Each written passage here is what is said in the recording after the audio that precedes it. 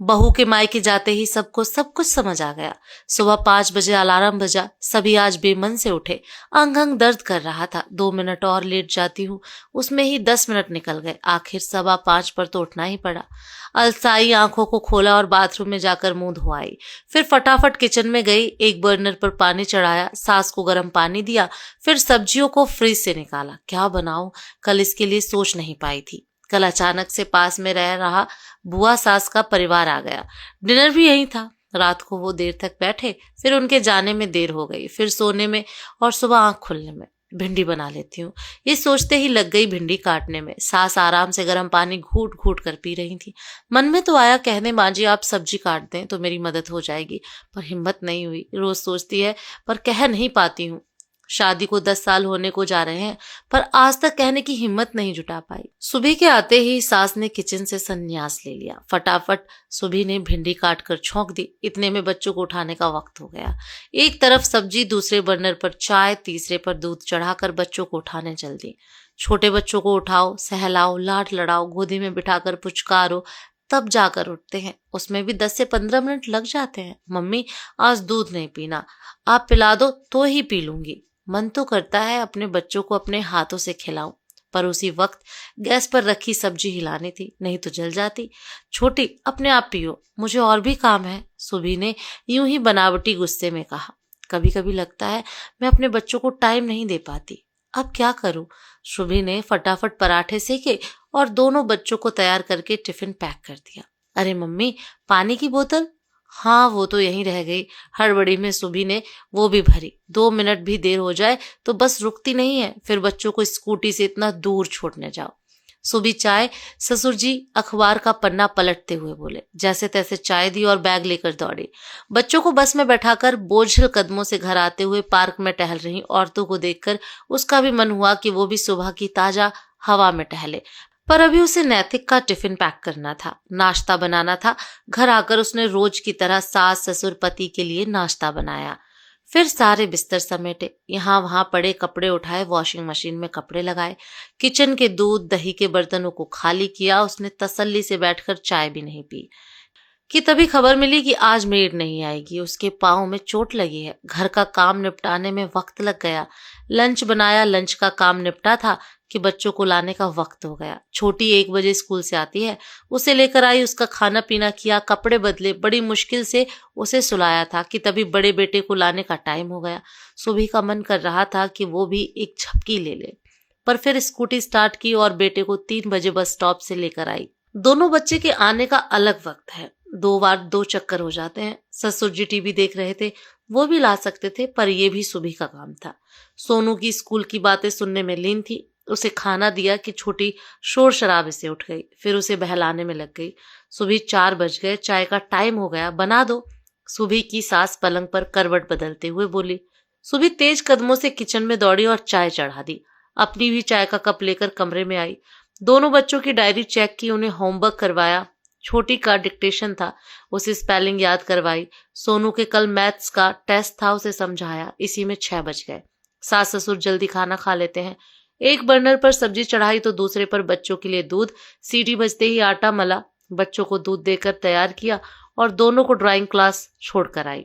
आकर सास ससुर को खाना खिलाया। फिर बच्चों को लाने का वक्त हो गया। शाम को पार्क में चहलकदमी करती औरतों को देखकर उसका भी मन करता वो भी कुछ देर यहाँ रुके, सबसे बात करे, लेकिन नैतिक के ऑफिस से आने का वक्त हो जाता है।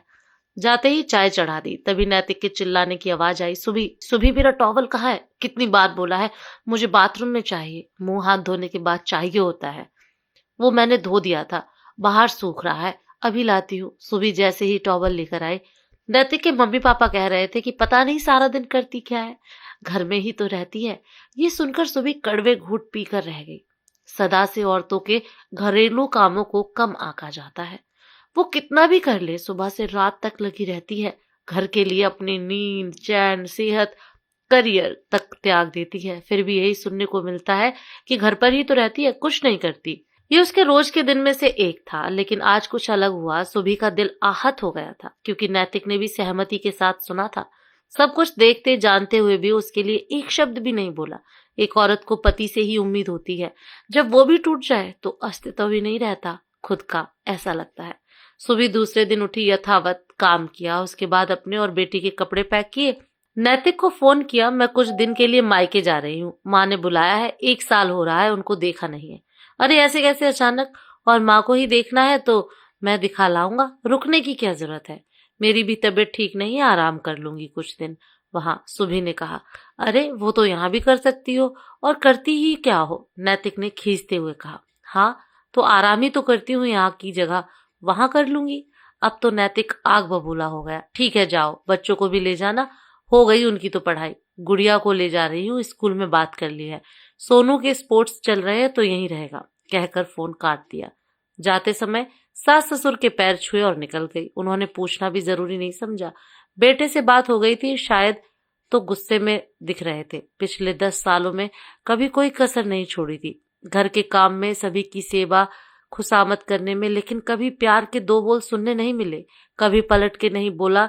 ना आज हिम्मत थी, सो चुपचाप चली गई। इधर फिर सुबह हुई, नैतिक लेट उठा, बेटे का भी स्कूल छूट गया। किचन में आया तो माँ ने चाय बड़ी मुश्किल से बनाई, नाश्ता बाहर किया और घर में भी सबको दे गया। जैसे तैसे सुबह का निपटा तो दोपहर के खाने की चिंता सास को सताने लगी। कहाँ तो मुंह से निकलते ही हर चीज हाजिर हो जाती थी, और अब दाल रोटी भी नहीं बना पा रही। दाल चावल बना लिए, वही सबने खाए। शाम को चाय, फिर डिनर, सो हालत खराब हो गई सासू माँ की। उस पर कपड़े, साफ सफाई लेके हजारों काम घर में दिखने लगे, उसी घर में जिसमें कोई काम नहीं था सुबह के लिए। दूसरे दिन ससुर को छोड़ने जाना था बेटे को स्कूल, और फिर लेने, जो उनको पहाड़ सा काम लग रहा था। बात बात पर सुबह का नाम चिल्लाते सभी फिर शांत हो जाते। 2 दिन बीत चुके थे। तीसरे दिन नैतिक शाम को लौटा तो मम्मी पापा के ही पास बैठ गया। पापा ने कहा, क्या हुआ बेटा, कोई काम ठीक से नहीं हो रहा? ना टाइम से उठ पा रहा है, ना सो पा रहा है, ना ही पेट भरकर खाना खा पा रहा हूँ। ऑफिस का काम भी पेंडिंग है, उधर बेटे के स्कूल से नोटिस आया है, होमवर्क नहीं हुआ है। हमारा भी यही हाल है, न जाने बहू कब आएगी। सुबह के 2 दिन ना रहने से हमारी ये हालत हो गई, और हम कहते हैं वो करती क्या है? नैतिक की आंखें भर आई थी। हाँ बेटा, बहू ने घर ऐसे संभाला था जैसे लगता था अपने आप ही सब हो रहा है। काम का बोझ उसी को समझ आता है जो ढोता है, करवाने वाले को जब समझ आता है जब वो करता है। हम सब ने अपनी जिम्मेदारी उसके ऊपर ही छोड़ दी, इसीलिए काम की आदत ही छूट गई। वो हमारे हिस्सा का भी काम कर रही थी बिना किसी शिकायत के। जा बेटा उसे ले आ।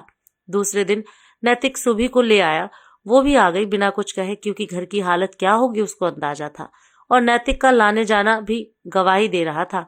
दूसरे दिन सुबह उठी तो नैतिक उठ चुका था, बच्चों को तैयार कर रहा था। सुबह हड़बड़ा सी गई, कैसे आंख नहीं खुली, तुरंत बाथरूम में गई, आकर सीधा किचन में जाने लगी। तो नैतिक ने बोला, तुम चाय बना लाओ, हम साथ में पियेंगे। वो किचन में गई तो सासू माँ पहले से ही थी, बोली, चाय ले जाओ बहू, मैंने बना दी है। हम लोगों ने पी ली है, नाश्ते के लिए सब्जी काट दी, आकर बना लेना। आज पहली बार सुकून से नैतिक के साथ चाय पी थी सुभी ने। फिर किचन में आके नाश्ता बनाया, बच्चों को रखा, और जैसे ही स्कूटी की चाबी उठाई ससुर बोले, लाओ बहू मैं छोड़ा हूँ, बच्चों को थोड़ी हवा भी लग जाएगी। सुबह की इतनी सरलता से सारा काम हो गया था। सुबह आकर शांत बैठ गई। सासू माँ आई, नैतिक भी। सासू माँ बोली, बहू हमें समझ आ गया है वो जो तू बताना चाहती थी। अब से हम सब तुम्हारे साथ काम में हाथ बटाएंगे। हम भूल गए थे कि एक बहू के आने से हमारी जिम्मेदारियां बढ़ जाती हैं, खत्म नहीं होती। तू नौकरानी नहीं, बहू रानी है। नैतिक ने कहा, कई बार हमने बोला है तुमको, तुम करती क्या हो? आज समझ में आ गया, ये घर सुचारू रूप से सिर्फ तुम्हारी बदौलत ही चलता है। तभी ससुर जी आ गए, बोले, बहू आज हम सब अपनी जिम्मेदारी समझेंगे, जो बन सकेगा तुम्हारी हेल्प करेंगे। नैतिक ने सुबह से पूछा, बताओ तुम्हें क्या चाहिए? सुबह ने कहा, बस अब और क्या चाहिए। सुबह रो रही थी, सबकी आंखों में आंसू थे, लेकिन ये खुशी के आंसू थे। घर में सब समय रहते सब समझ गए। जैसे इस कहानी में घर के सभी सदस्य एक गृहिणी की अहमियत समझ गए, इस तरह अगर हर घर में समझ जाए तो एक औरत भी अपने जीवन को शांति से, इज्जत से जी सके, अपने हाउस वाइफ होने पे खुश हो सके। दोस्तों, आपको ये कहानी कैसी लगी कमेंट करके जरूर बताएं। वीडियो को लाइक करें, शेयर करें और पेज को फॉलो करना ना भूलें। धन्यवाद।